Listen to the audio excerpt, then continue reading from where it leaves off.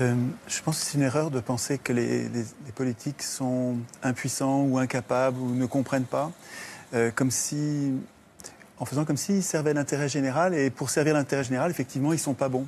Si on renverse la perspective en comprenant que finalement ces gens-là servent les intérêts de ceux qui les ont fait élire, et qui sont les 1% les plus riches de la population, à ce moment-là, ce n'est pas du tout une catastrophe. Vous parlez de catastrophe, mais c'est une réussite formidable. Tout se passe comme prévu. La sécurité sociale est détricotée, le chômage se porte à merveille, ce qui permet de tenailler les salaires et d'avoir des bas salaires, donc des hauts profits.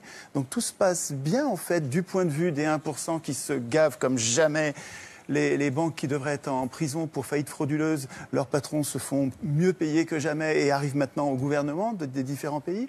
Je trouve que la situation n'est pas du tout catastrophique pour ceux qui financent les campagnes électorales des élus. Et je trouve que là, de ce point de vue, c'est assez logique.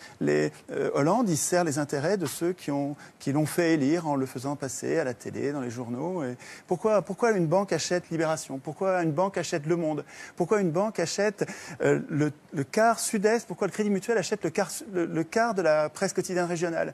C'est pour gagner les élections. Et ensuite, les élus rendent des comptes à ceux qui les font élire. Le problème, c'est que nos élus ne doivent rien aux électeurs. Que vous votiez ou vous votiez pas, c'est pas vous, ce sera un autre. Ceux qui vont voter, c'est ceux qui regardent la télévision, qui ne sont pas politisés. Il faut qu'ils passent beaucoup à la télévision. Vous regardez les curseurs, c'est incroyable la similitude qu'il y a entre les courbes de passage à la télé et les résultats aux élections. Il suffit de monter les curseurs des challengers, vous les montez à 10, 15%, ça va donner l'impression de la pluralité. Et puis les deux partis qui ont la même politique de droite dure, qui s'appelle gauche et droite, mais en fait ils ont la même politique pour les industriels et les banquiers, les multinationales en fait. Mais vous les mettez au curseur plus haut et ils vont être élus l'un ou l'autre, en fait, peu importe, ils vont faire la même politique. Alors évidemment, les gens sont gentils, ils croient les candidats au moment des campagnes électorales, et c'est notre gentillesse qui fait la déception après. Mais enfin, après 200 ans d'échec du suffrage universel, qui permet aux riches d'acheter le pouvoir politique, depuis qu'ils écrivent les constitutions, ces gens-là ont mis en place un système, d'abord censitaire, là au moins c'était clair, et ensuite universel quand ils sont aperçus.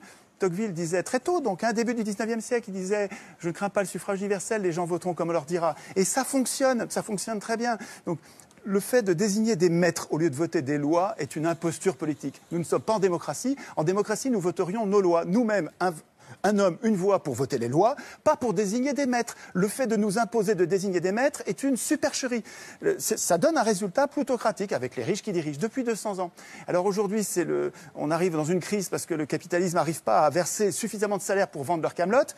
Alors effectivement, ils prétendent que le système est en crise comme si c'était un accident. Mais ce n'est pas du tout un accident. Les choses se passent comme d'habitude, avec une impuissance politique. Vous avez raison sur l'impuissance politique, mais cette impuissance politique, elle est programmée. Il y a un endroit où il est écrit que le peuple n'a aucune puissance. Ça s'appelle la Constitution. Le problème, c'est que tout le monde s'en fout. Nous nous foutons de la Constitution. C'est bien fait pour nous. Ce n'est pas la faute des affreux qui dirigent, c'est notre faute à nous de ne pas écrire notre Constitution dans laquelle nous prévoirions notre puissance. Le référendum d'initiative populaire, les élections sans candidat ou les élections avec des primaires et avec l'impossibilité pour les condamnés de se représenter, etc. Notre impuissance tient à notre démission du processus constituant. Et tant qu'on bavarde sur ce que font les représentants politiques qui sont les représentants des riches, on passe à côté de la cause de nos problèmes. Donc il me semble qu'en recentrant en recentrant la réflexion sur la cause de nos problèmes, on arrive à trouver des solutions. Et à mon avis, votre raisonnement, qui est intéressant, pêche, à mon avis, de deux façons. La première, c'est de croire que les élus sont tous les mêmes et représentent les mêmes intérêts, ce qui est évidemment faux. Dites ça à un militant communiste et dites ça à un militant du Front National, s'ils sont les mêmes, vous verrez ce que vous entendrez. Demandez-leur s'ils ont les mêmes idéaux dans la vie, évidemment non. Demandez si depuis 2 siècles les gens ont défendu les mêmes combats entre Jaurès et Poincaré, évidemment non. Évidemment non. Donc votre raisonnement est absurde. Là où il est encore plus absurde, c'est quand vous poussez le raisonnement plus loin, ce que vous n'avez pas fait ce soir, mais ce que vous faites par ailleurs, c'est que vous arrivez au bout de votre raisonnement pour proposer que les représentants du peuple soient tirés au sort. Parce que c'est ça votre théorie. Les contrôleurs du peuple. Les contrôleurs soient tirés au sort. Les contrôleurs soient tirés au sort, oui. Donc ça indique l'absurdité de votre système. Si vous proposez que le président de la République soit tiré au sort toutes les semaines, ça montre le côté Elsa Popine de votre raisonnement. Non, le tirage au sort n'est pas celui des décideurs, il est des contrôleurs. Non, le tirage au sort, c'est un tirage au sort. Il y a pas. Alors là, on ne peut pas penser qu'il y a un manipulateur derrière le tirage au sort. Non, mais c'est à nous de décider qu'est-ce que nous allons tirer au sort. Et on va le faire pour éviter les conflits d'intérêts. On tire au sort ou on ne tire pas au sort? Est-ce que vous tirez au sort les élus du peuple? Oui, c'est ça votre raisonnement. Non, pas du tout. On n'est pas obligé de... C'est-à-dire que l'idée de l'élection permet de... L'élection désigne des maîtres parce qu'elle les désigne comme étant les meilleurs. Et ils se comportent ensuite comme des maîtres. Par définition, tout élu est un maître pour vous, d'où qu'il soit, quel qu'il vienne. Les maîtres aujourd'hui, manifestement... Par définition, non, votre raisonnement c'est tout élu est un maître ou tout maître est un élu? Comment est votre raisonnement? Dans quel sens? Non, c'est ni dans un sens... Si, forcément dans un sens ou dans un autre. Votre raisonnement, c'est dès qu'une personne est élue, elle devient un maître. Non. Évidemment, puisqu'elle est élue pour gouverner. Non, dans le gouvernement représentatif actuel, les élus sont des maîtres. C'est eux qui évidemment, puisqu'ils sont élus pour ça. Mais oui, mais voilà, mais c'est rien de problème. C'est la définition même du pouvoir représentatif. Non, mais les élus pourraient être désignés pour autre chose que voter les lois à notre place. Pour être élus, pour quoi faire? Sinon gouverner. Mais pour demander aux gens ce qu'ils veulent. La démocratie représentative. Oui, mais la démocratie représentative, c'est justement un oxymore intenable. La démocratie représentative est un oxymore. Poussons au bout votre raisonnement. Une contradiction dans les termes qui rend impossible la seule chose la démocratie. qui convient, c'est le gouvernement d'un village par le village, ou alors au hasard, on tire au sort les gens qui gouvernent selon leur fantaisie toutes les semaines. Non, mais vous avez raison. On peut parler sérieusement sur autre chose. Un gouvernement du village par le village. La proposition du revenu de base, alors, ou du salaire à vie, qui permettrait à chacun d'exercer l'activité qui lui semble la meilleure pour lui, pour ses proches et pour la société, en l'affranchissant des travaux forcés qui, pour l'instant, par le chantage à la misère, à la pauvreté, obligent les gens à faire des travaux qu'ils n'aiment pas, ou qui sont dangereux, ou qui sont juste ennuyeux. Et aujourd'hui, les gens sont condamnés aux travaux forcés par une espèce de chantage à la monnaie, à la misère. Et vous devez être d'accord avec cette idée du revenu de base qui permettrait aux gens de donner le meilleur d'eux-mêmes. Le revenu de base, ça dépend à quel niveau on le fixe. Le revenu de base, ça existe. Un revenu suffisant pour ça existe depuis qu'on l'a fixé sous le nom de RMI. Ça existe. La seule question, c'est insuffisant pour vivre. Voilà. Donc, c'est pas une question idéologique, c'est une question de montant. Alors, parlons montant. Voilà. Donc, il faudrait un revenu... Mais alors, le revenu de base, donc, ou le salaire à vie, permettrait de vivre dignement sans être obligé de travailler. C'est exactement le contraire. Le revenu de base, tel que vous le définissez là, c'est-à-dire, je vous garantis un revenu, vous êtes fonctionnaire de la société en général, ne pousse pas les gens à créer les conditions de se découvrir. Ça leur permet non, absolument pas. Absolument regardez, c'est ce qui se passe avec la retraite, par exemple. Les retraités n'ont jamais été aussi actifs de leur vie et heureux. Enfin, ils sont libérés de l'emploi. Donc, vous voulez une société où tout le monde soit retraité. Ils sont libérés de l'emploi parce que justement, l'emploi, c'est l'enfer. Absolument. C'est intéressant. Compte tenu du bonheur... C'est un modèle social intéressant. Mais réfléchissez-y. Ouvrez-vous à des choses nouvelles. Je vais y réfléchir. Compte tenu du bonheur vécu par les retraités, je ne vois pas pourquoi on réserverait ça aux vieux. Je veux dire, pourquoi est-ce que toute la société... ne serait pas retraité. Ils ont travaillé avant. Ils sont heureux parce qu'ils sont enfin libérés de l'emploi. C'est quand même étonnant de se plaindre du chômage alors que le cadre de l'Union européenne nous condamne au chômage.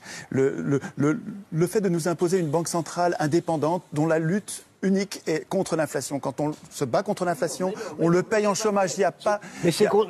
tous les banquiers du monde le savent. Mais c'est le contraire. Mais c'est le contraire. C'est écrit dans les statuts, tant dans la Banque centrale américaine que dans les statuts de la Banque centrale européenne. Elle se bat juste contre l'inflation. Absolument pas. Si vous aviez lu son statut, vous sauriez que la mission de la Banque centrale européenne, c'est de lutter contre l'inflation et pour la croissance. Pas du tout. Ça, vous confondez avec l'américaine. Non, monsieur, vous n'avez pas lu les statuts. C'est une blague. Dans les statuts de la Banque centrale. Vous n'avez pas de quoi vérifier, là. Je vous renvoie aux statuts. C'est extravagant. Les statuts de la Banque centrale européenne prévoient clairement que la mission de la Banque centrale est de lutter contre l'inflation. Et c'est tout dans le cadre du préambule du même traité qui définit la Banque centrale, qui lui-même donne comme mission de lutter contre le chômage et pour la croissance. C'est écrit noir sur blanc. Absolument pas. Eh bien, vous n'avez pas lu. On doit faire en ce moment même non, mais c'est très simple. Non, mais attendez, on va ajouter des choses. Il suffit, pour être encore plus concret, écoutez le discours qu'a prononcé M. Draghi, l'actuel gouverneur de la Banque centrale, il y a 2 jours, et le même discours qu'il a prononcé 8 jours avant aux États-Unis, dans lequel il a dit il est essentiel de lutter contre le chômage. C'est fondamental. Mais là, ils discutent, mais sa règle, c'est de se battre contre l'inflation. Non, absolument pas. Il a dit exactement le contraire hier. Vous connaissez les Il a dit exactement le contraire avant-hier. Il a dit l'inflation est trop basse. Mais il a dit. Il va battre. Mais sa mission unique. Non, absolument pas. Il a dit exactement le contraire. La règle, c'est de se battre contre l'inflation, mais Mario Draghi, qui est quand même pas un bourricot, a bien compris que la situation était très grave. Et donc, il est comme au-delà du fait qu'il est un banquier, on lui a donné suffisamment de pouvoir pour qu'il devienne, lui, un véritable homme politique, il fait des choix. Qui sont conformes au traité. Il fait des choix Absolument audacieux. d'accord. Mais à un moment donné, il va probablement se retrouver confronté à l'Allemagne, qui, elle aussi, a le désir de maîtriser son destin. C'est un des derniers pays qui a un peu, en Europe, auquel il reste une volonté de maîtriser son destin. Et ces deux-là, Merkel et Draghi, risquent à un moment ou à un autre de s'affronter. Eh bien, je vous donne rendez-vous dans un an, et dans un an, l'Allemagne sera ralliée. Dans un an, l'Allemagne sera ralliée à une position de Draghi et de l'Union européenne, qui est d'une position de croissance et d'aller vers beaucoup plus d'inflation.